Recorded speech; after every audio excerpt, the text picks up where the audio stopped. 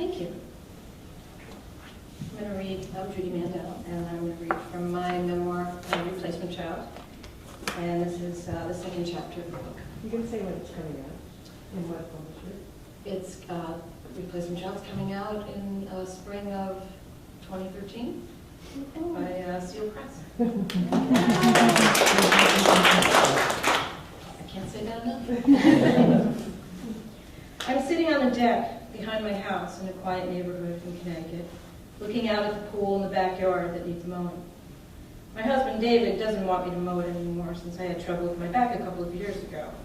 He'll mow it when he gets home from work. I'll have a couple of cold beers waiting and we can take a swim before we put some steaks on the grill for dinner. It's a hot day, even in the shade. A couple of years ago, there would have been troops of kids splashing and sliding down the slide. Now, though, Justin is 17, and his friends come in 2s and 3s to quietly swim. This new stage of his life has snuck up on me, and I'm sometimes surprised by the way he now towers over me and speaks in a deep baritone. With my cell phone and laptop, I can do some of my freelance writing work outside when the weather's nice, which is what I'm doing today. My parents' deaths had smacked me up against my own mortality and made me take a hard look at my work life. After a 20-year career in corporate communications, I decided I didn't want to play their game anymore. I'm lucky that I've been able to develop a good freelance writing business with some of the same companies I've worked for years. So I have the chance to structure my life differently. I call my sister Linda in Florida. She answers the phone on the first ring. We talk for a while about our kids, the weather, then she mentions a new makeup she wants to try that's more natural looking than her last one. I think of the many brands of makeup she's tried over the years to cover the scars on her face. A red and brown relief map that traces down her neck from just below her eyes. She wears her hair over the remnants of her ears, which she has pierced herself in defiance. No one would do it for her, to wear earrings. Some of the cover-up makeup she's tried has worked well, while others have left her with a whitish mask. I tell her she should try the one she mentions, and then I tell her I want to go back and see the scene of the crime, the crash site. Why would you want to do that? She's incredulous. I try to explain that since our parents died, I've had a nagging feeling that there's something left undone in my own life. It may have something to do with the accident, I say, and going there in the flesh feels suddenly important to me. There have always been missing pieces, for me, in the story.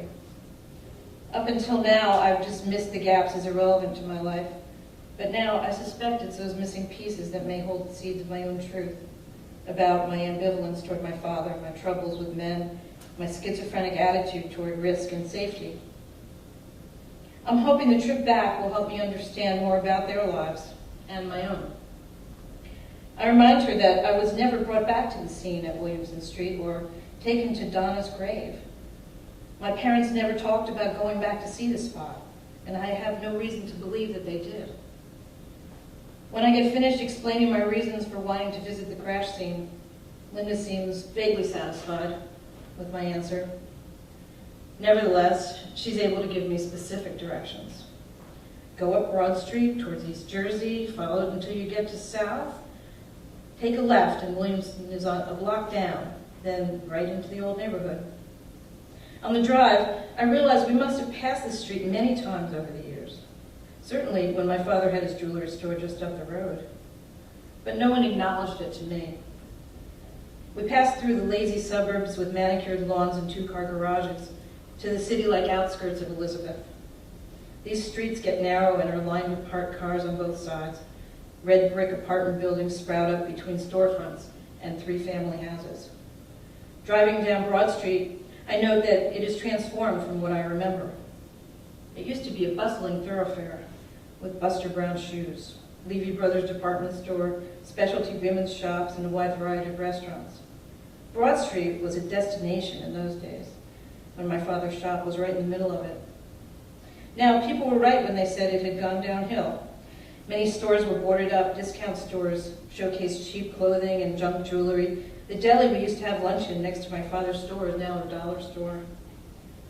With each block we pass, layers of my postcard memory are replaced with the raw red meat of a new reality. We turn off Broad Street onto South and quickly come to the cross street of Williamson. I get out of the car and stand in front of Batten High, 50 yards from the crash site. Directly across the street is a newish red building with clean white striped awnings. It stands at the site of the original yellow brick house where my parents lived with my two sisters. This is a tiny, precise space. I wonder if the pilot avoided the school purposely, knowing he would save the 300 students inside, or if the story of his signaling his wife by tipping his wing has any truth to it. I think of Linda being carried to this very spot to wait for help. The local mailman stops to talk. One of my customers had family killed in that accident. Everyone remembers it, he says, as he points out the landmarks, the new school, Elizabeth High, across from the old one, the new annex of St. Elizabeth's Hospital down the street.